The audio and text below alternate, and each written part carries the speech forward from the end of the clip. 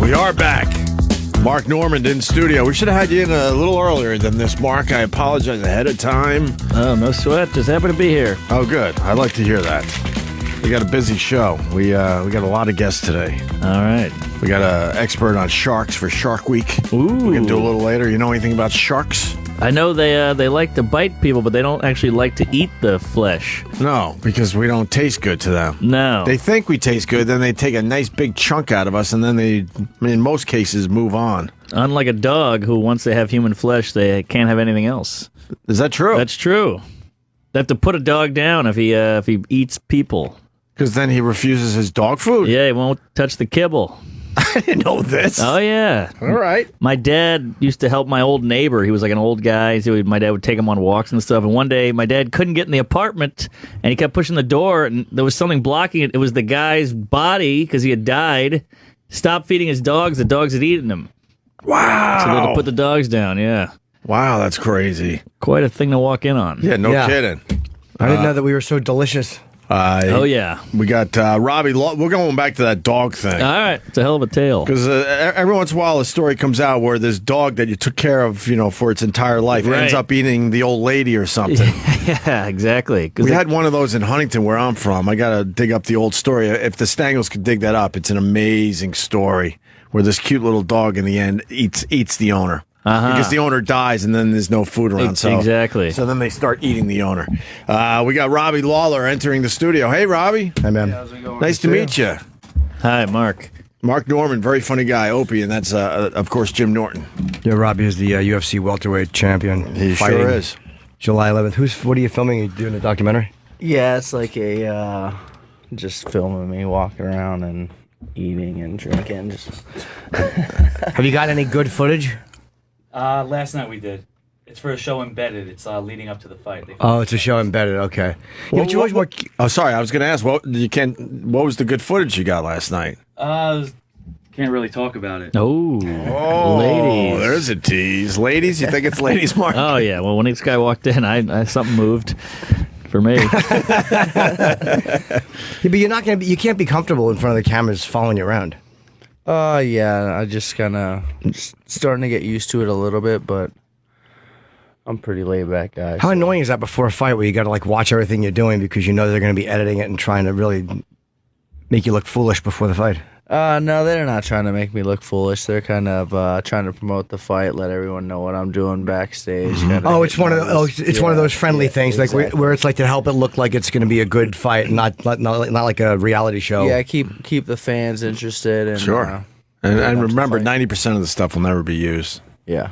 90% of this you just throw on the fucking floor. Yeah, we get excited when people film us. We're like, this is going to be great. And then we find out we're in a snippet. They'll cut right to your answer and past our faces. All right. It really stinks. We got to say something crazy or do something crazy, and then we'll be part of this. Keep up that rebel flag. Joking. Cut it. So you're fighting Rory McDonald. Is Josie Aldo fighting? Because he was hurt. Yeah, I don't know really too much about that. They said he had a rib injury. One of his training partners must have kicked him or did something, but looks like the fight's on, and if he can't fight, then Chad Mendez is going to jump in for an interim title. So they're keeping Conor on the fight card no matter what, but I think Jose's ready to go. Yeah, UFC is really interesting. They have a lot of guys get hurt before, which I guess is common when you have a lot of big fights, but it seems like there's a lot of guys that are dropping out recently due to injury. Yeah, there's a lot of guys who they train real hard. There's a lot of different aspects. Sometimes you get hit with a elbow. Most of the time it's accidents. You get hit with a heel, spinning hook kick or something. It's pretty rough on your body. The wrestling's hard. Everything's pretty hard, and if you're training hard, trying to get ready for a fight, you're training with really good training partners to get you better, so it can get rough. They don't mess around, and they split you open, and you're like, oh man, now we got to wait for that to heal. And exactly, it's a rough sport. Jimmy's right. So it seems to happen a lot. Yeah, you have to have good training partners, and you have to have good luck because most of the time it's accidents. Mm-hmm. Weren't you not supposed to be like you were in UFC, then you left UFC, you fought for these other companies, and then you came back, and it's like people were very shocked that when you came back, they thought it was like this really amazing comeback story when you showed back up at UFC. Yeah, I was fighting at 185 outside the UFC, but the whole time I knew if I ever came back to the UFC, I was going to go down to 170. So I was kind of watching all those guys. They weren't paying attention to me. I wasn't doing too well in the other organizations, and ended up moving down to American Top Team when I came back to the UFC. And Wait, not doing well? You mean you were losing? Yeah, I was losing, but I was beating people up. Sometimes you beat people up and you still lose the fight. But yeah. How are you guys able to lose 15 pounds like that?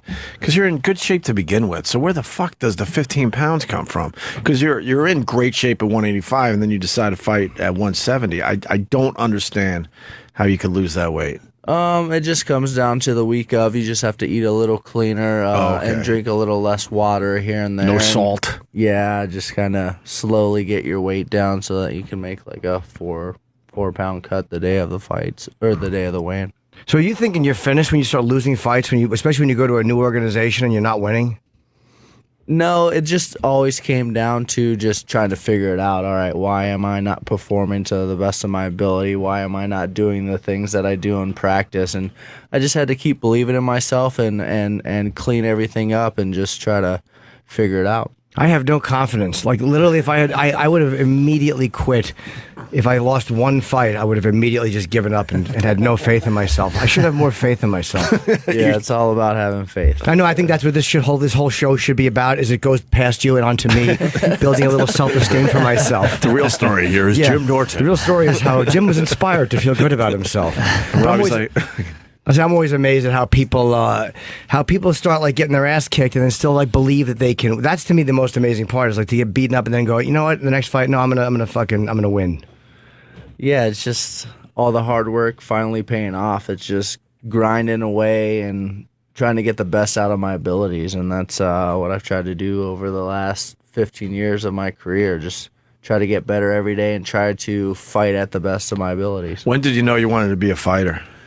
Well, I started doing martial arts when I was 8, so it was like, and I asked my dad, hey, can I do martial arts? Can I do martial arts? I always loved sports, always liked fighting, always liked boxing, and then I moved to Iowa, wrestling. So I started wrestling because that's like a fight. It's a one-on-one competition. Why Iowa? My dad wanted to go to chiropractic school, which is Palmer's up there. So we moved from California to Iowa. That's gotta How irritated were you when you got that news? Now we understand why you want to be a fighter. Right. Wow, you went from California to Iowa. That's a big adjustment. What part of California? I was in San Diego. San Diego to Iowa. Beaches to And how old were you? corn. I was 10. You were 10. Were you bummed out? Do you remember being bummed out at the time? Or No, I wasn't one of those kind of kids. I was like, all right, this is where we're going. New opportunity. Just this is what it is. So you just go and live and figure it out. 10 seems to be a rough age to move. You're just Yeah. really starting to figure out, friends and this and that. But yeah, he was fine with it. What am I? I'm trying to make something out of it. He's like, whatever. We move. Yeah, he was fine with it. Move on to the next question. Who gives a fuck? It's Iowa.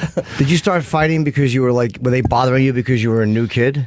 Or were you just bored? No, I fought way before I was a new kid. No, I just like competing. I love martial arts movies. I loved the competition. And I had an older brother, so fighting was a part of like my neighborhood. So I just... Every fighter has, it seems like one guy. Was your older brother the one that would did you have to wrestle around with him and fight him? Because every fighter, it seems, has one person that they fought a lot growing up. Yeah, I fought him a lot. He's a lot older than me, and we just competed a lot. Sports, basketball, football, just played sports all the time. But Jimmy's question, did you guys get along, or was it friendly fighting, or was no, it like... it was rough. Like, I mean, when you're fighting someone who's 6 years older than you if you're going to fight, you got to go hard. Yeah. So your brother's 6 years older, he's kind of picking on you, and you're fighting him. And how old were you when you finally beat him? Like, by the time we were old enough to like really get rough, it was more like wrestling matches, and it was like 16 where I like reversed him, put his head in the snow, and was shoveling snow in his face. But that was the turning point. Stuff. Yeah. Do you like him now? Yeah. But you didn't Sure. No, we're just competitive, and I'm not taking shit. Yeah. That's a great question. No, because Rogan Rogan Joe pointed that out. He said, like, every fighter, it seems like there's one guy that they fought a lot. Maybe because I had a kid sister. Maybe that's why I'm not a fighter. I never had any reason to. I always just kind of walked away. I almost had a fight last night. I'm drunk. This is true. I forgot. Did you say I'm drunk? No. A drunk Mexican guy. It sounds like I'm drunk. Yeah, good. No, he's a Spanish guy, and he was probably 5'3". And I was coming out of this apartment, and he was walking ahead of me. And you ever see somebody so drunk that like he stopped and then he just made a left and leaned against the wall, and then he turned around and he saw me and goes, "Arr!" And he was drooling. He was like 5'3". He wasn't a big guy. But I'm like, what? And but he didn't put his fists up like in a minute. It wasn't threatening. It was like, he was like a drunk, like a total drunk. And so I just walked around him. He's like, "Ah!" And I just ran to the end of the block. I'm like, let me get away from this fucking guy. Was he trying to start something with you? He was, but he was too drunk. He was like literally. But why was he starting? I don't get it. He was in a blackout. He had no idea where he was. He had no idea. So you where. did nothing to him? No. Oh, okay. But I'm like, he's too drunk to fight. Gotcha. So then he comes up and I round the corner. I'm like, all right, he's probably standing there vomiting. 30 seconds later, he rounds the corner. And like, he still wants to go. So he keeps walking up to me. And I'm actually stopping him by putting my hands. He's putting his fists up like put up your dukes like it's 1905. And I'm touching his fist. I'm going, no. I'm scolding him. Like, I'm trying to tell him, like, what is your problem? But he doesn't speak any. And he's like gritting his teeth, but he's not. I know he's not going to throw a punch. He's just. It was just so fucking awful. Like, is there a party that's like, I could win this? Yeah, Why not take it? I'm not a fighter at all. I don't like to fight, but I knew that this is one of those cases where you know that if you punch the guy in the jaw, he's going to fall. And it's like, you don't want to. For what? You could have got your first win under your belt. Exactly. Though. Yeah, I mean, come on. I could have. But it's just like it wouldn't have felt right because I knew he was so fucked up and he was so. Yeah, that's true. I got a problem with Robbie Lawler's camera guy. You didn't like that story? Yeah, you're missing a good story. That was a great story for his documentary. You're filming this stupid button. I know. Over here. We have. He went for B-roll during your great story. I know. We have the champion, and then we have someone becoming a fighter. How do you miss this human interest story? I avoided the beating of the 5'3" drunk man. Did you like that story, Robbie? Yeah, I mean, Whatever. it was all right. It was Not a great story, not but a great Would you have story, knocked but that it was- guy out back in the day? No way. So what do you? Like, yeah, but it's like You it was would one get of those. nothing out of it. You would get That's nothing true. out of it, and walking away because he kept following me. I'm like, I'm not going to let this guy hit me in the back of the head. I wasn't going to do that. He was doing the put him up, put him up. But he would put his because I know he thought that I was scared of him because I ran up the block. But Yeah. it was like I'm not. That was not the issue. It was just it got to a point where I got very angry, and I got some guy who spoke Spanish. And I'm like, tell this fucking guy that I'm gonna fucking punch him in the face. Like it was like it was, but it was. Where'd you go to find a guy that speaks Spanish? He was in the street. Like once I You got just to happened the to boulevard, see, it you're was- like it was that in- guy's got to speak It Spanish. was in Queens. Gotcha. And then the guy started talking to him in Spanish. He was like, ah, da, da. It was like, there was no, and then I saw him at the top of the train platform where I thought it was going, but he didn't, he just put his hand out to some woman for money. Like, you know, it was just I love that you were so mad you had to find someone that spoke Spanish. because it was like, you know, I'm avoiding a fight with a guy that I know I could beat up, and it's very rare that you know that you can beat somebody up. And you're Oh, like- yeah. It is a good feeling, though. Isn't Yeah. But you're promoting your fight with Rory, and I'm sorry, I'm promoting my almost fight with a short alcoholic. Well, it's the same thing. But when combat is going to happen, it's almost like I don't want to get my ass kicked. But when you know that there's somebody you're gonna, it's like Yeah. it just would have felt like you're hitting a fucking invalid. Yeah. And I'm like, how do you avoid that with dignity? How was your wrestling? Not good. In Iowa, I mean. I mean, how do you compare to everyone else? That is the isn't that the state to wrestle in? It's one of the It's really right up good there. states. Yeah, it was just all about just getting better every day and learning as much as possible and coming back. Those workouts are hard and Yeah. just kept grinding away, just like I've done my whole life as far as training. Just keep learning. I always knew I had the ability, but it's all about learning moves and figuring out stuff and actually being in there. The more you're in there, the more you learn. Are there any sports you suck at? Golf. I don't know if that's Not a, very good at golf. I don't even know if that's a sport, to be honest. with Yeah, you. that I mean, makes I guess you tougher. It's a game. Well, more we've- of a game than It's like an but yeah. activity. Right. It's a sport. We'll just go. So you pursue something you stink at, or will you just try it once and go never? It all depends on. No, I won't do that. It's how much time am I willing to put in this to be better. It's like, do I want to get lessons? Do I want to buy these golf clubs? Do I want to put in the effort? And right now, I don't have the time to. You like golf. Do that. It's obvious you like the sport. You like it though. You're just not that good at it. No, I play tennis. You need flexibility though. No. Well, you need flexibility in fighting. What am I talking about? But I don't know. Yeah, have you Maybe ever, different flexibility. you ever been to a bar and the guy starts shit because he doesn't recognize you? That must feel pretty good. No, 'Cause you know you I'm got 'em. always hanging out in the back, relaxing. No one's really messing with the guy. That's Just the thing. chilling. Guys who can fight never start shit. No. It's always the scared little guy. Well, exactly. A case in point last night, and then myself, being the professional, I don't want to hurt the guy, so I walk away. The camera's very important. The camera's back on Jimmy. You want him to retell the story for this? But you want me to act like I'll say that I punched him or whatever? Yeah. You need something? I kept touching it. I've never touched another man's fist before. It was so weird. He had his fists up, and I was just touching them. And going, no. No. I was literally saying, no. And he looked confused, and he would grit his teeth to try to look scary, but it's like, what are you doing? Oh, God. Yikes. Yeah, we got one of many of your fans on the line here. Jay wants to say hi. Jay in Pennsylvania, go ahead. We got Robbie Lawler in studio. How you doing? Hey. Just a quick question, Robbie. I was a huge DJ Penn fan, and I feel like you guys came up at the same time, like early 2000s, and he just completely fell off and couldn't adapt and couldn't keep up with the pace. And someone like yourself, who you're at your peak at this time, where he's completely fallen off. I just kind of compliments to you, and how how do you compare that? What makes you able to do that for 14 years, hitting your peak? I think it just comes down to I think he's a little older than me, and different styles. He was at the top of his game too. I was never at the top of my game. I think when you get at the top of your game as quick as he got there, he maybe didn't figure he had to work on too many things. But I was never up there, so I was always grinding away trying to get better. And he's older than me, and competitions change. You got to change with the times and continue to evolve. Yeah, he's 36, I think. 36, 37. We've had George St. Pierre step down because He was amazing, too. yeah, but I think it was he was having memory loss, and he was having some real. And I think that's the first of you guys that I've seen that has had that kind of it's almost like a boxer problem. Yeah, I mean, everyone has different issues, but I don't have those issues. I mean, I'm trying not to get punched, but You guys don't take as many punches as the boxers. yeah, but a lot of those boxers they were amateurs where they had 300 amateur fights, and that doesn't count how many fights they had in the gym, and it's a lot of fighting. So Yeah. All right, thanks a lot. Good luck. thanks. What was your worst injury all these years? Dislocated my hip one time, and I Wow. had torn meniscus in my knee, but not too bad. Those were a long time ago. So How did you hurt your hip? healthy. That's like a falling down the stairs injury. yeah, Yeah. I threw a knee, and I just felt like a clunk. I was like, oh, what was that? And then I threw another one, just kind of felt another clunk, and then I tried to take a step, and it was like, ooh, That's what I should have done last night, throwing a knee. I should have thrown a knee right in his little drunk chest. I did regret it when I was going home. Like that could have felt really good. But I probably would have broke my hand. I don't know how to throw a punch properly.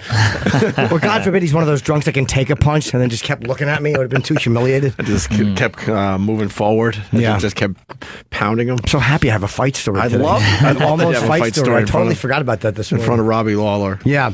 The guys try to tell you their fucking war stories when you talk to them. If you have a fight and then well, yeah, I had this thing, and it's just shit. Sometimes you get that, or it's like, hey, I know so and so who fights, and it's like, okay, I don't know everyone in the world who ever fought or is fighting MMA, so it's just kind of like, it gets weird sometimes. People telling their stories. You ever cry after you lost?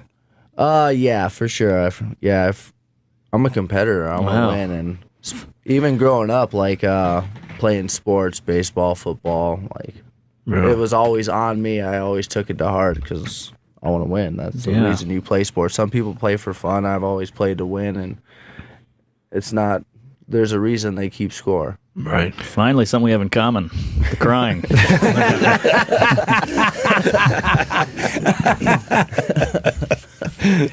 So you don't like that whole that no keep score and everybody wins mentality that we're going into? No, not really. I mean, there's a reason. I want to win. I want to succeed, and there's.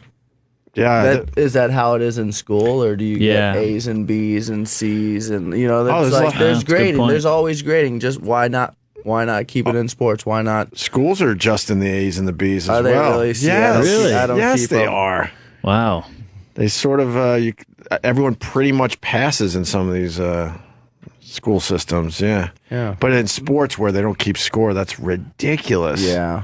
Because the parents don't want to see their kid crying. That's all it is. They don't want to see their kid not being good at something. But now that I have kids, you learn that it's a minority that are able to control all this and make these rules. Because then you look at the other parents and they're like, what the fuck? What do you mean we're not keeping score? This is ridiculous. Yeah. What's the reason to succeed? What's the reason to excel? Right.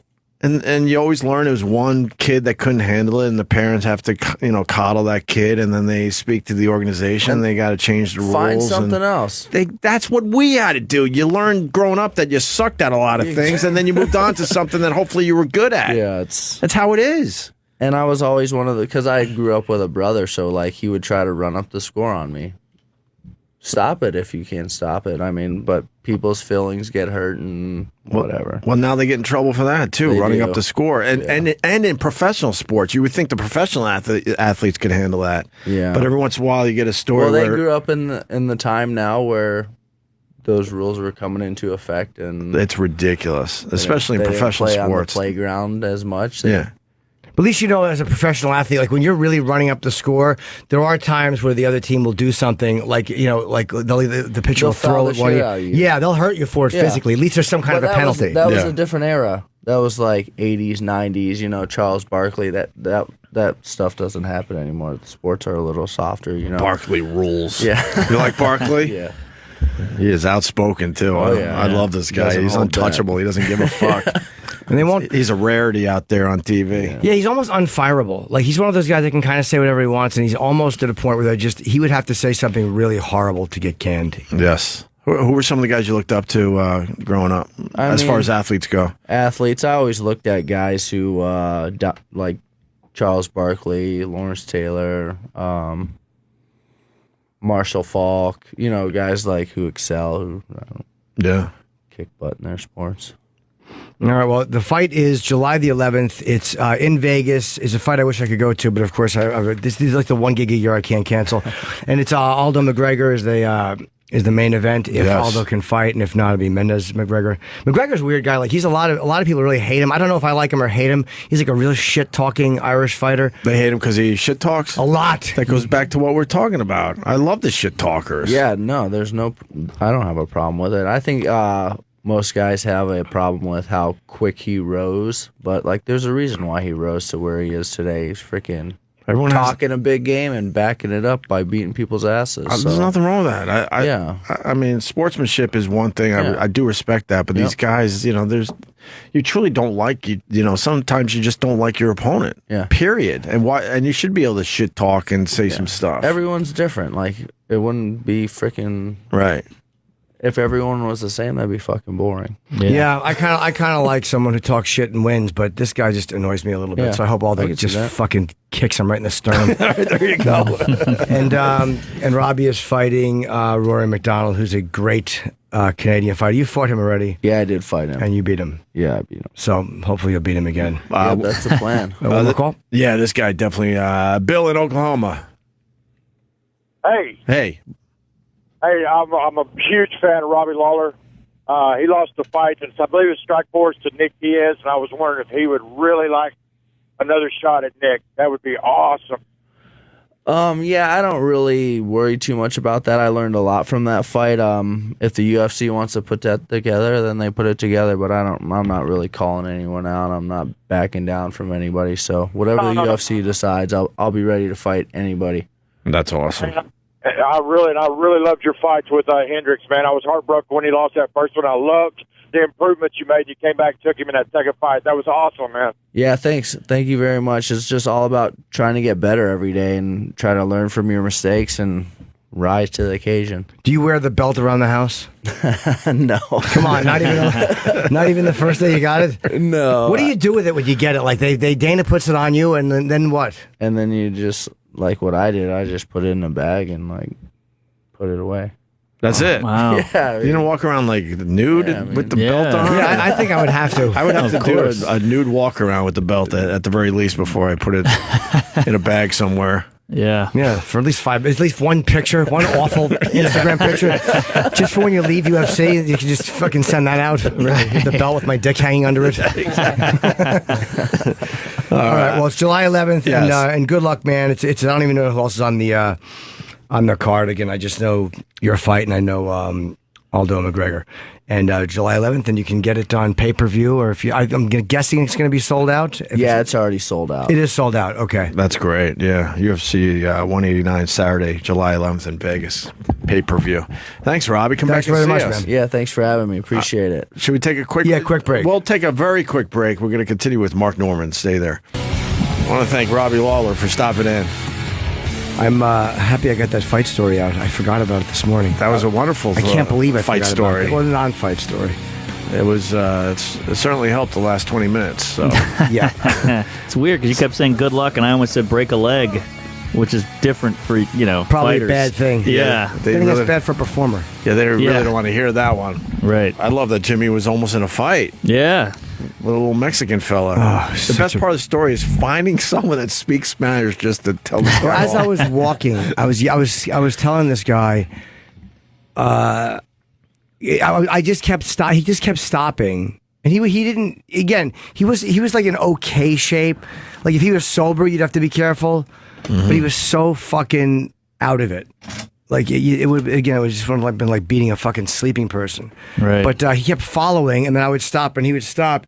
And he wouldn't do anything menacing. He would just stand there and try to snarl, and then he would put his fists up, like and like nod, like yeah, like And was he doing that with his teeth? yeah. But it was he had drool on the side of his mouth. He Yeah. had been drooling. I mean, he was Was this is what, a week ago? no. This was last night. So was it you think there was a gay thing? No, it wasn't. I mean, it might have been. I mean, I had lunch with someone, and I had no idea that the parade was yesterday, and I was on 14th Street, and I was like, we couldn't find any place to eat. It was fucking annoying. Crazy. As soon as I got off the train, I saw rainbow flags. I'm like, oh, fuck. Everything's going to be packed. Yeah. I live in the West Village. It was brutal. It was brutal. The Brutal. Gay Pride Parade. Yeah, I mean, good for them. Yeah, go gays. But holy hell. I mean, they're aggressive. I got my ass grabbed 20 times, like Really? guys are hugging me and they're all sweaty and everything, and guys are humping. It was wild. You get your ass grabbed? Yeah, at least 11 times. What did you do? I just Besides come.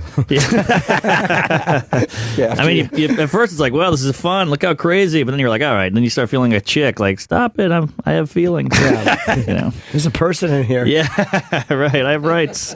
Well, it just means you're hot there, Mark. Well.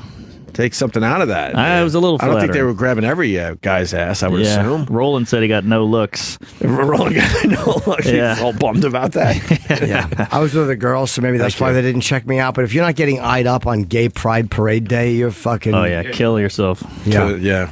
It took Roland. What happened over there? Yes, Justin. It took Roland 4 hours to get home because of the parade, just to go like 2-3 blocks. Roland exaggerates about everything. Yeah, he's slow. He's just slow. He's just slow in general. Yeah, And because then- now he's bragging that his flight to, I think, San Diego is going to cost $2,500 or something on really? the company's dime. He's making a big deal out of that. I think Roland just lies. Wait, he's got a $2,500 flight to San Diego? Why? I believe so.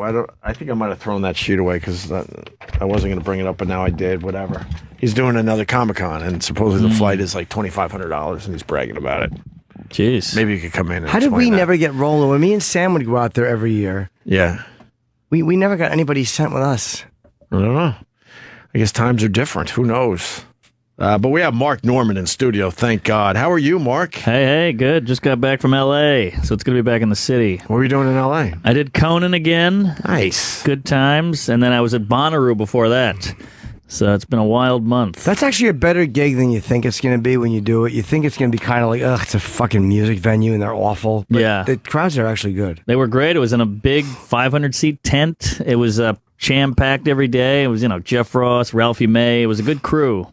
It was Soder, Big J, Ari, and Ari brought a lot of drugs, so we really went crazy. Oh, okay. What kind of drugs does Ari bring around? Oh, my I can God. imagine. There's Molly, there's shrooms, and then he's just got tons of weed all over him, like in every pocket. It's wild. He does that thing where he opens his trench coat and it's just a pharmacy, Jesus, good. So we good for really, Ari. I banged a girl on a farm. It was a good time. You met her there? Met some local chick, real gross hippie, and she's like, I have horses. And I said, oh, great, I love horses. I just got to get back to that barn.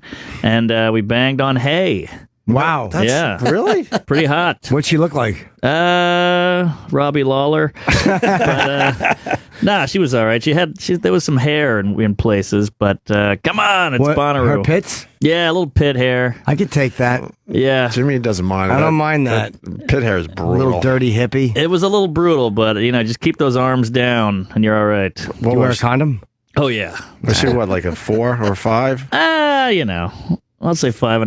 5.5. All right. Yeah, but your standards go way down. Plus the drugs, and it's a love fest. Then you're having sex on hay. It's hay, yeah. Is it painful to have sex on hay? She was the one on it. Oh, yeah. So I got lucky. Hay is very painful. Yeah. What was it? It was a hay bale. What do you call the stack, the squares? Yeah. Yeah. So Why don't you bring her to your hotel? because the hotel's an hour away. Oh, right, It's a yeah. whole thing. Like getting laid at Bonnaroo is actually a lot harder than I thought. I thought it'd be like free love and just blowjobs everywhere. But You had to no, go to a You horse gotta- farm. Yeah, you got to meet a girl who's not too fucked up, but still a little fucked up, and who's not watching the music, and then bring her back to the hotel. And it's an hour drive, and the passion is gone, and her BO is kicking. So it's a lot. Did you bring her back to the hotel or no? No, I just went back to her place. Well, don't you stay? Is it in Tennessee? Yeah, That's where the hotel is? yeah. The whole thing's in Tennessee. I can't remember the name of the town. That's why the hotels are. Did you Fucking thing is there. you Right. went from the barn to her place, or From Bonnaroo to her place. Mumfreesboro. There you go, Mumfreesboro. That's the name of the town. Oh, thank you, Kenny. Yeah, he's Beautiful. a closet hippie. Yeah. Oh, that sounds like a good time. Oh, I'm going every year. I don't blame you. Who Yeah. headlined it? Billy Joel. Billy Joel I at know. Bonnaroo. Craig came out in an all black suit and a fly swatter, and he was just like, "What are we doing here?" Did they like him? They loved him. He killed. Yeah, Billy Joel's one of those guys across the board. They love him. Yeah, he's a real They pro. love him. Robert Plant was there, Yeah, and the Sensational Space Shifters. yeah. Earth, Wind, and Fire was there. They had some fun acts. What is Robert Plant and the Sensational Space Shifters? What is he doing now? This guy. He was just hitting that axe, baby, just rocking out. You saw Robert I Plant? saw Robert Plant. I saw everybody. What, did he do any Zeppelin? Oh, yeah. He usually does Zeppelin in a strange way these days. It was a lot of instrumental, and you're like, oh, I think that's Black Dog, and that's Fool in the Rain. But Yeah. he's the vocalist. Why is he doing instrumentals? He's lost his voice. Yeah, I it know. wasn't pretty. Did he sing any of them? Yeah, he sang a couple that you're like, I think I know that song, but none of the real big ones. Yeah. That was a little bit of a bummer. It's been a long time. I wonder if that's why he won't do the Zeppelin reunion. It's just the voice. Maybe he feels I can't do this. I think that's what it is. It's kind of like what's the Beach Boys guy, Brian Wilson. Brian Wilson. Have you heard him sing now? Whew, it's not pretty. Oh boy, Troy's gonna have a problem with that. Oh shit. Troy Kwan loves Brian Wilson. I mean, I love him too. He's a genius. But your hands up. Hey. geez Louise, he's out of it. I heard Smile. I've heard. Exactly. I've heard he has his good days and his bad days. Yeah. with the singing and stuff. So. Billy Joel at Bonnaroo is an odd choice. It was odd. Never would have guessed that. He's at the top of the lineup too. Oh yeah. Billy Joel and then Mumford and Sons. They were great. Didn't he just break a record at the Garden for most sold out shows or something? I would imagine. He's got like a thing where he's once a month, right? A residence. Residence. Thank you. Those residencies are very. You got to get one of those, Jimmy. Residency. Where would you have one of those? You think? I don't know. Hopefully there's a good 100-seat club somewhere.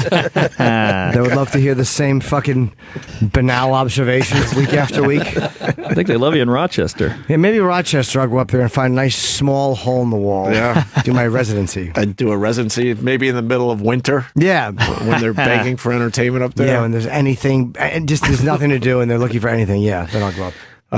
Amy Schumer, Mark, you brought this up. So she's in trouble for being a racist, but she didn't say anything racist. I'm Yeah. very confused by what you were telling me during the break here. Quote unquote, she has a blind spot when it comes to race, which is like, hey, a comic can talk about whatever they want to talk about. You can't be like, you didn't mention this enough. You know, it's ridiculous. They're getting her for that. Yeah. That she's not really talking about race. So she Right. has to be a racist because she's not talking about She's it. avoiding it, quote unquote. Oh, it's we crazy. have lost our fucking minds in I this know. country. I'm not going to start joking about safe material, and don't ask that of me, is her quote. It's Time Magazine's picking up on this. You know, when somebody's big, they got to take you down. Comedian Amy Schumer has defended herself against claims her comedy is racially insensitive, saying she jokes about race because it's part of her job in a series of screenshots posted on Twitter. It is a joke, and it is funny. I know that because people laugh at it. Schumer wrote in the Post, trust me, I am not a racist. So she has some racist jokes, maybe? I guess. Just the fact that any performer has to come out and say that. She's here tomorrow, so we can ask her when she's in. But I had heard something about Amy responds to racist. I'm like, what? Like, yeah. They reference some Latino jokes that she made. yeah, she does everything. Yeah. Oh, my God. Are they writing the same blog about fucking... It was an article in The Guardian. Guardian, that was Let's see. Yeah. Who's the talk show host? Jesus Christ, I can't remember his name. Several jokes about Latinos. George Lopez. I used to date Latino guys, she reportedly said in a stand-up routine. Now I prefer consensual. That's a great joke. Yes, it's Latino and it's kind of rape. That's great. Right. Also, you got to be able to make fun of Latinos. That's the one group because they're not white, they're not black. It's that middle, perfect gooey brown middle. So they went after her. Oh, God, we've lost it. Yeah. I will say there's part of me that's like, because I feel like, it's probably a bad thing to say, but sometimes I think women get away with more edgy humor because they're a woman. So it's kind of fun seeing a little equal opportunity because old, pale-faced Whitey, the blue-eyed devil, I feel like we say one thing about anything, we're fucked. But, jeez, I shouldn't have brought it up.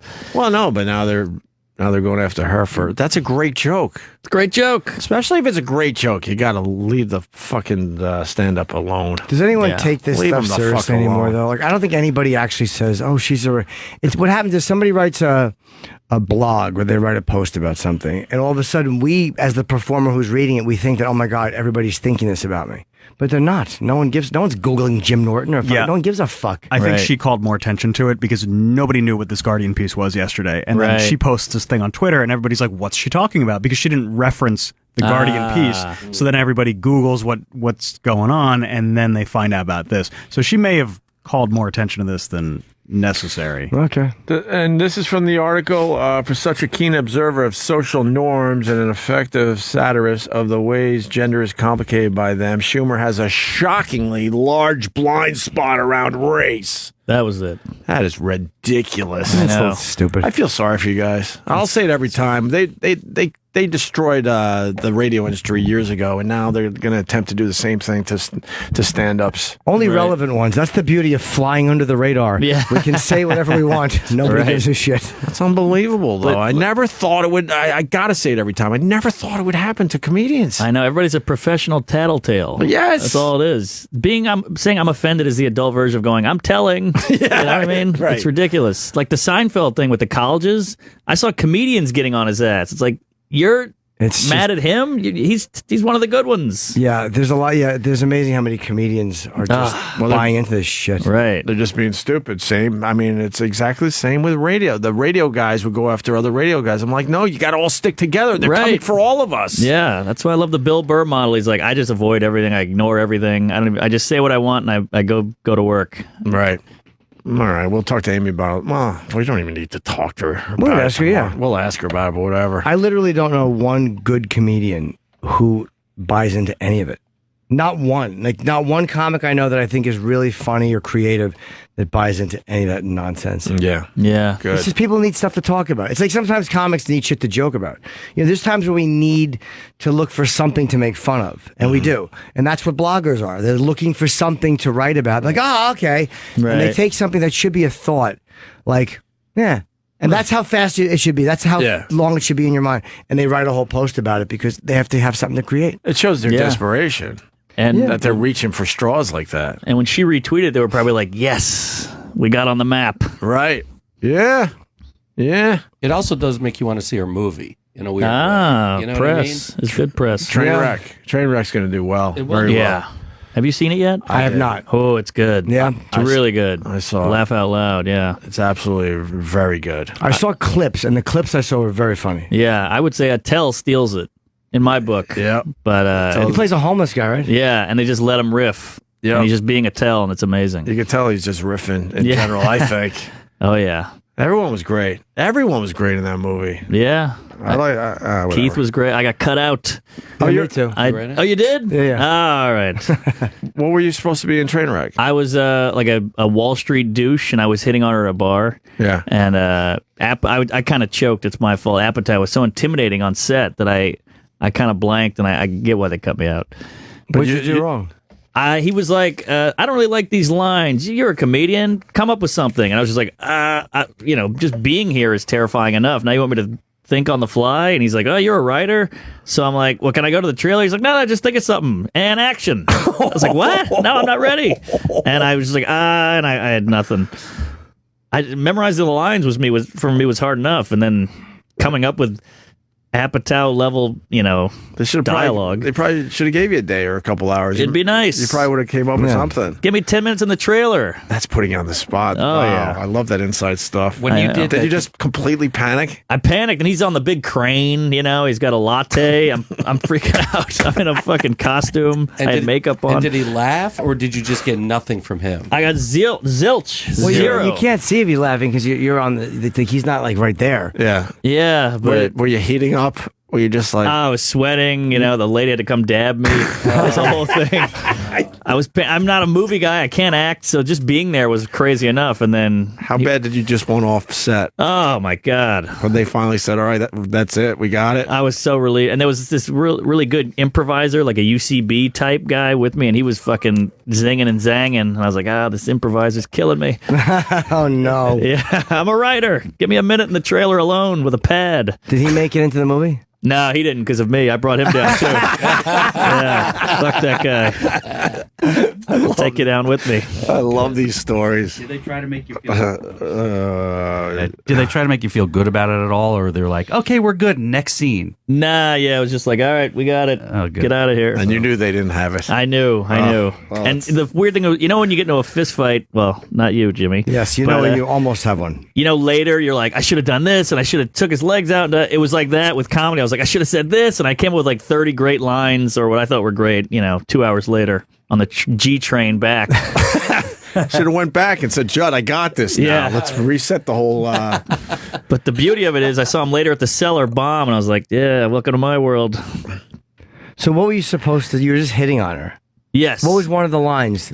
Well, one of the lines was the ones he wanted was I was supposed to have created an app. That was how I got rich as this young entrepreneur. And he's like, I need a funny app. Give me a funny app. And I was like, and how about this? And he was like, no. And I was like, how about this? And he's like, no. And he's like, you know what? Just go with the lines. And I was like, okay. It was brutal. Real self-esteem killer. And Amy's there, and everybody's looking at their watch. And yeah, it was tough. Well, that happens, right? Yeah, I've never been in a movie since, and I got cut out. I think Mark Norman's going to do just fine in this business. You're already doing extremely well. I'm in the Robert Lawler documentary, so that's one credit. You got that going for you. The best part of the interview was Jimmy telling his fight story, and the stupid guy, not stupid guy, I don't mean it like that, but the guy is doing B-roll, which is, video of the buttons and the on-air sign and the clock and the logos. I'm like, film Jimmy. This is a good little story. Who knows? Maybe you can work in there somehow. Right. Well, I just said Judd Apatow bombed on radio, so I fucked up there too. But he was very funny. He's a funny guy. I don't think Judd would. To be honest, Judd he is a stand-up. Like that's where he started. So I don't think he'd probably go, "Yo, yeah, I had a lot of bombs." I mean, he's I'm a true curious about stand-up. that. He appreciates it. He knows you guys have your bombs. Yeah, he's a great guy. That's a lot of pressure, though, man. There's nothing worse than when your mind has to work. Yes. And it's not. Right. That's the worst. And it lets you down. Oh, yeah. Nothing worse than your mind letting you down. Usually there's no consequences in a to very important moment, like being on set with Judd Apatow and Amy Schumer for a movie that's going to be huge. Yes. And then you think like Jonah Hill, that's how he made it. He got in a movie and was like funny off the cuff, and they kept him in every movie. I'm the opposite of that. I'm out of every movie. Yeah, it was pretty brutal. Sorry, I'm laughing so hard. No. It's How many funny takes did you do? I probably did like 10 takes of nothing. What apps were you coming up with? I was like, how about an app that lets you know if a guy's racist? Or like a sex offender, whatever. I was just wheeling and dealing, and I had nothing.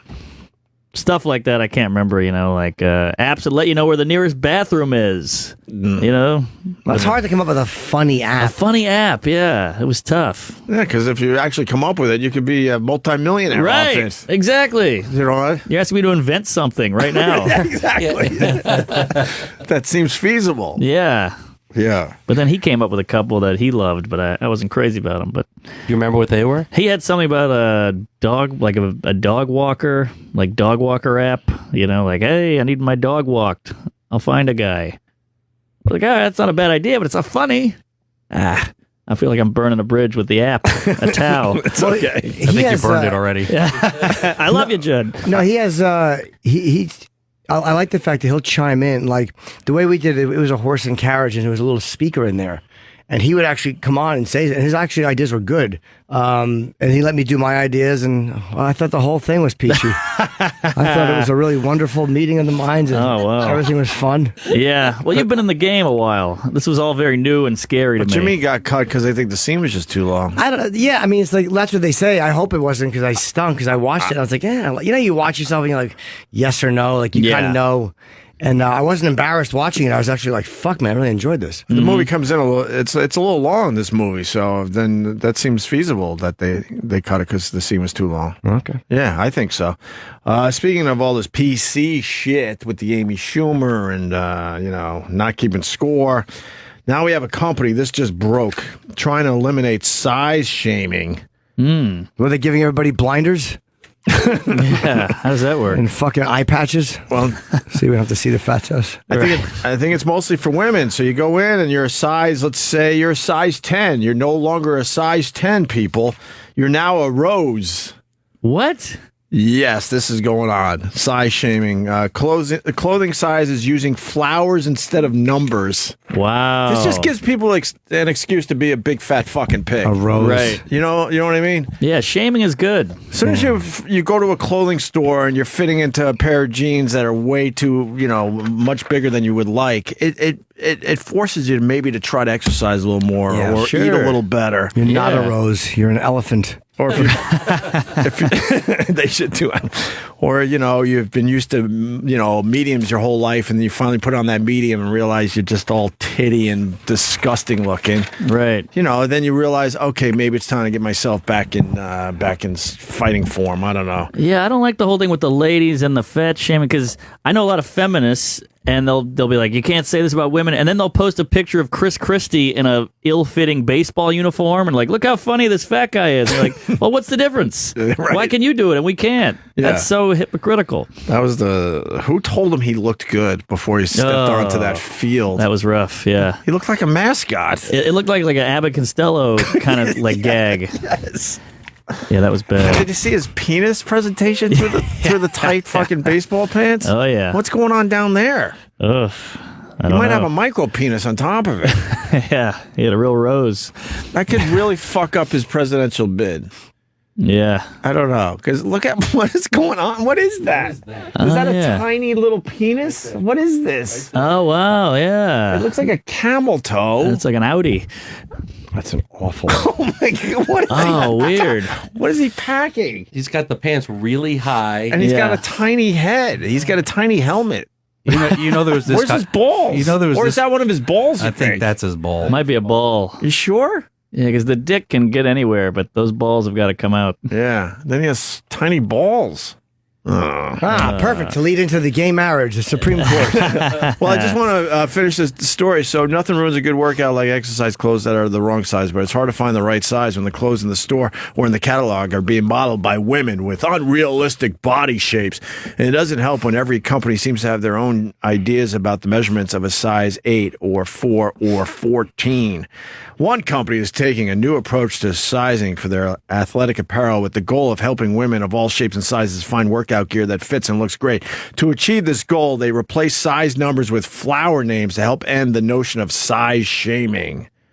Let's see. When purchasing an item, you choose between Poppy, that's sizes 2 to 4, Lily, 6 to 8, Rose 10 to. Why is Rose 10 to 12? By the way, because it sounds nicer, and you're becoming a big pig by then.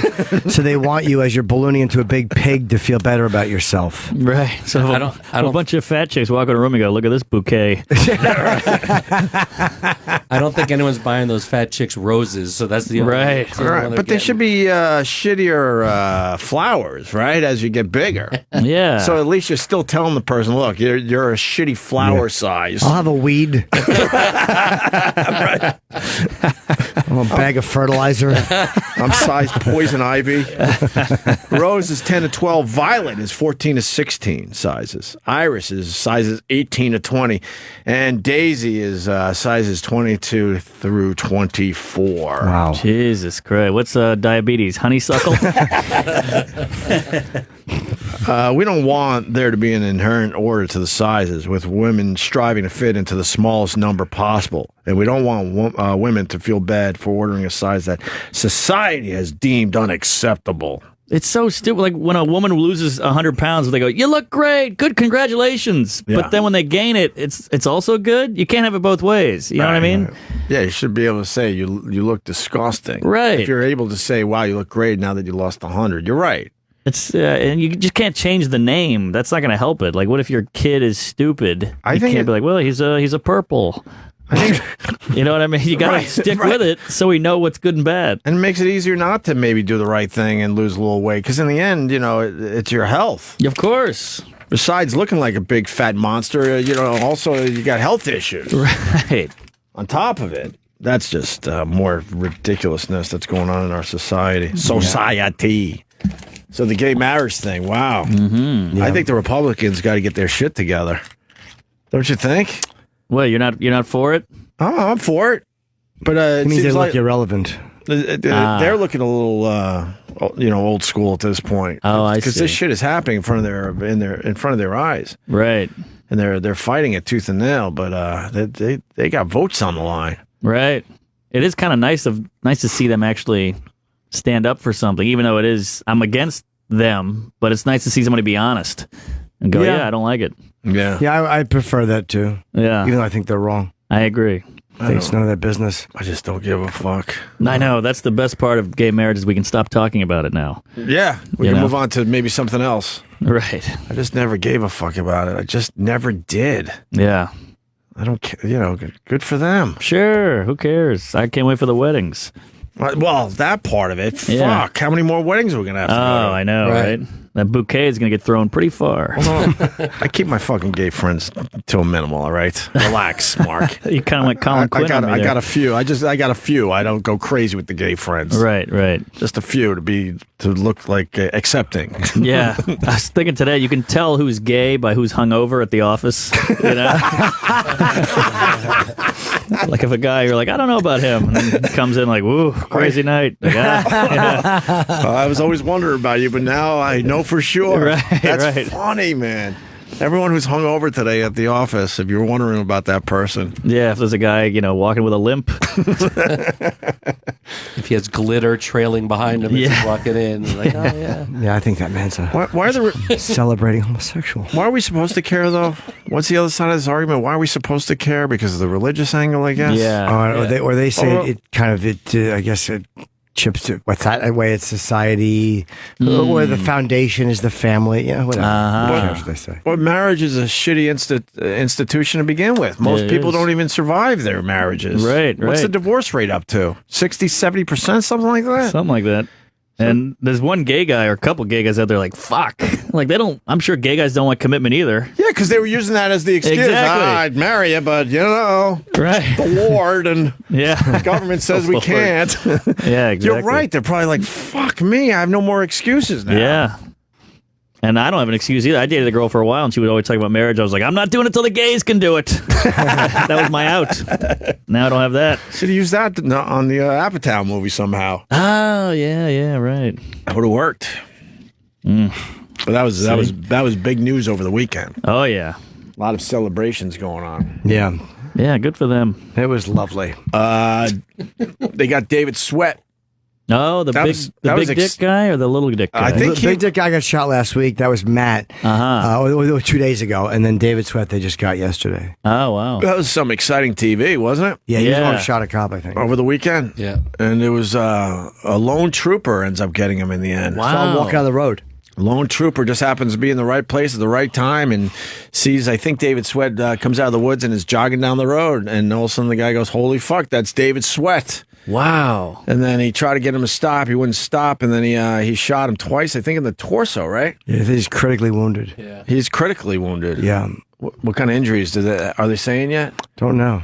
And the picture was all over the place yesterday, him on the ground being arrested, all bloody. Wow. He got some clothes from those cabins. Yeah. He found some camouflage. Holy some moly. camos. See this one guy looking up at the camera after that? Yeah, It's yeah. funny. They got him, and the guy's looking up at the camera. Like he caught a fish. 3 days. Whew. That is an amazing story from beginning to end now, man. They got a perfect fucking movie, don't they? Yeah.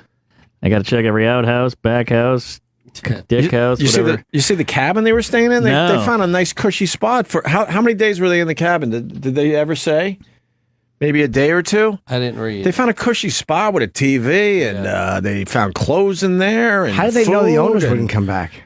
I think that's why they had to leave. I think. I'm right. Do I have all my facts? They had a nice I doubt spot. They cared. They have guns. I mean, they shot at a car before Big Dick guy was killed. Right. Like the guy who called the cops on him had his window shot at. Yeah. You know, so like I doubt they were worried about someone sneaking into their cabin. They were trying to get the camper, you think, to take off with it? I think they were trying to get a car because they were close to Canada. Yeah, Richard Matt was getting a little desperate, and rumor has it he was pretty sick with whatever, probably explosive diarrhea or something. He probably was drinking the wrong water. Mm-hmm. I would assume. I think they've fled the cabin though because the owners showed up and they wanted to keep fucking moving. I believe It's great that one guy was caught though because like I really want to know all about this. Sure. You know, and if both of them were killed. Yep. You'll never know. And this David Sweat, his life's going to be a living hell now in prison, even worse than it was before this. So I would assume he lawyers up and goes, "All right, you want to know the fucking story? You're gonna help me out a little bit here in prison. Oh yeah, he's a gonna have little bit. Big book deal.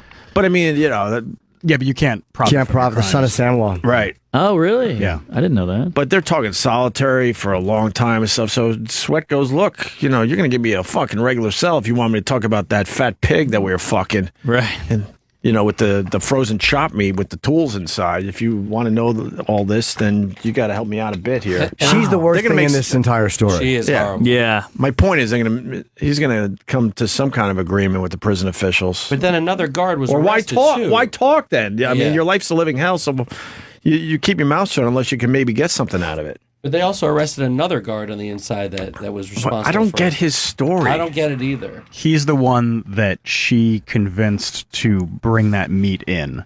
Did he not know what was in it? He says he doesn't know what was in it. He was just doing her a favor. Okay, maybe he was. But he got paintings or something from one of the guys, right? Yeah, I did read that. But that was because he was getting inside info about some of the going-ons at the prison, right? Yeah. His story's a little confusing. Kenny, can you fill in the blanks here? Well, I don't know too much, but allegedly he was giving them access to unauthorized areas so they could, do whatever they were doing. But he was claiming he did that because he was getting info from those guys. That's what I read. Well, he's trying to justify it somehow now. You think he's in deep trouble? Yeah, he's trying to create a reasonable doubt. Gene Palmer, is it? Right? Yep. The longtime guard gave at least one of the prison escapees a screwdriver and a wrench to help fix electrical breakers in the catwalk area behind their cells. An official familiar with the investigation told CNN. Wow. Well, what a great story. The whole thing, the meat with the tools in it, the breaking out, the pig. The pig. These poor guys, I don't mean poor guys because they're horrific people, but poor guys as far as being a man goes, knowing they have to stick their dicks in Tilly. Yeah, they got to fuck a rose. Wait, let me go back to my sizes. I think you're being generous with her size. Was it a tulip? I can't remember. Let me look. That's great. They had to fuck a... They had to fuck a rose. You think she was a 10 rose. to 12? Yep. I'm going to go Violet, 14 to 16. I think 14. Oh, maybe. okay. I think they had to fuck a Violet. Yeah, I'd like to see a photo of her. Is that around? Yeah. You haven't seen No, I haven't Joyce Mitchell? No. Mess. Oh, especially Jimmy did just fucking hours on her. Hilarious Oh, boy. shit. Yeah. All right. I poked fun at her appearance. Joyce Mitchell, her nickname is Tilly. That's her. Ah, that's not bad. It's What? horrible. Looks like Harry Nielsen. It's very bad. Someone said Paul Williams as well, right? That came in last week.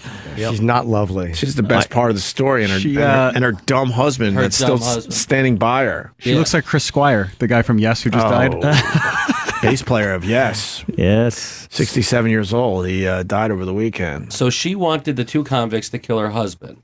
Then she said, I still love him. I don't want to be a part of it. Not don't kill him. I don't want to be a part of it. Yeah. So now she's going to go to jail, and the husband is like a total doofus, and he's saying he's going to wait for her to come out of prison. Wait, love wins. It does win. I think I fucked her on a farm in Tennessee. On a bale of hay. Do we know what her body looks like? Yeah, give me a lower. Yeah, awful. It's awful. They have her standing in court, right?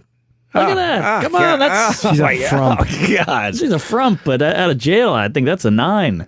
If you know that you could get on the other side of those walls, that is a 9. Yes. You're right. That's not even a 9 if the other option is a man's asshole. Another. Oh, boy. Yeah. If you're on Tinder long enough, you'll come across one of those. You see David Sweat's mom talking? No. She just wants to know what's wrong with her kid. Do we have that clip? Maybe we can find that real fast.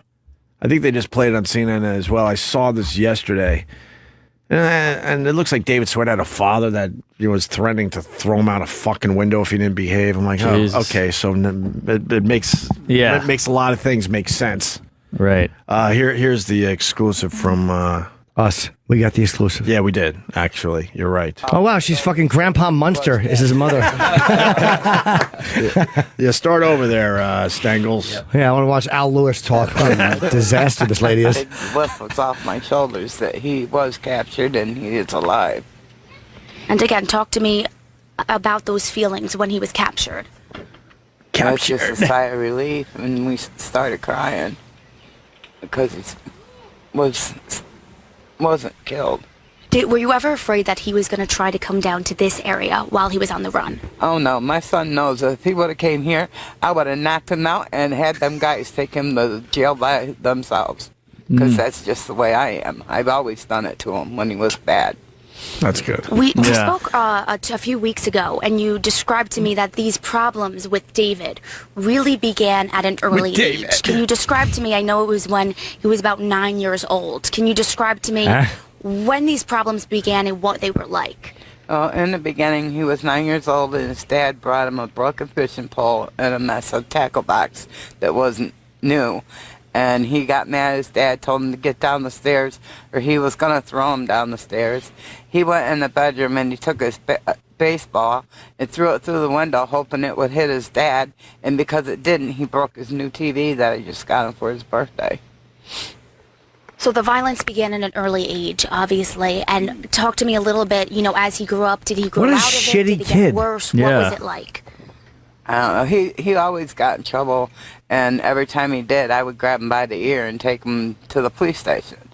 Or one time he had a knife in his backpack, and the school called me. They wouldn't go in his backpack. I had to. Well, I grabbed him by his ear right in front of everybody, took him right to the principal's office. I don't deal with that stuff. So your son right now, he's 35, correct? You know who she looks like? She looks like Brando. Yes. Brando at the end of his life. Right, Dr. Moreau. What do you think about what it's going to be like now for him to go back to prison for the rest of his life? I don't know. I know that that's where he should have stayed. Woo. And if that's what he needs to do, then that's what he needs to do, is go back and do what he's got to do. She said do a lot. Have you been watching the media coverage? Have you been watching the news outlets? No, I don't want to. I just want to know what's the matter with my son. Your son is a dud, miss. You popped a fucking worthless dud out of your box. Sorry. And what a shitty dad. Thank you. As a 9-year-old telling my dad I'm going to throw him down the stairs, he'd kick me in the teeth. Yeah, exactly. 9? What are you, crazy? Yeah, the kid is disappointed with the gift that his father gave. The father gets so mad he threatens to throw him down the stairs. I mean...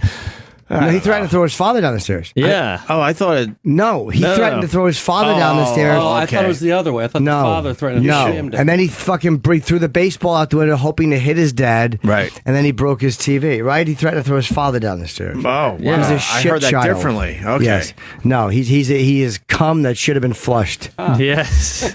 Come on the tits. Ooh, exclusive look inside cabin where escapee's head. Do you want to do this real fast? I'd love an exclusive look. We love a good Where's Adam exclusive. Nimoy? He's not here yet, is he? He just He's arrived. in the lobby. He's coming up. Hit this fast. The question is, why did they take the turn, and how did they know? The walking, talking reporter. I love it. Yeah. She's a backpack too. She's hiking. That is a sweet cabin. How'd they get into it? How'd CNN get in? What's she doing? Just Check looking my at stuff in here to eat. Sugar. Silverware.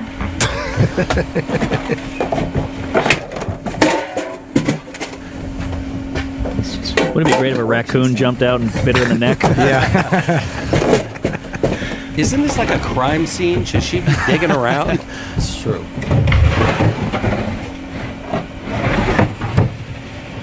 This is the exclusive. That was a terrible exclusive. Wait, Yeah. it's still going though.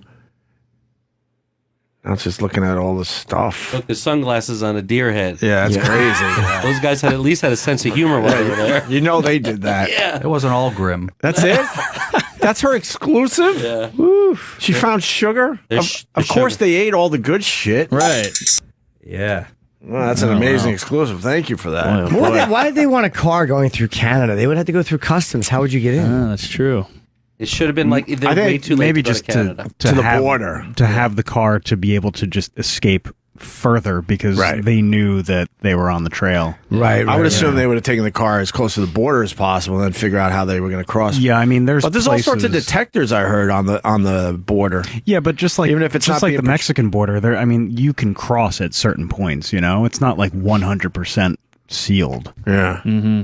You just kind of run across. But what's the? I don't even know what the good in going to Canada was. It's not 1975. Right. They would just send you back.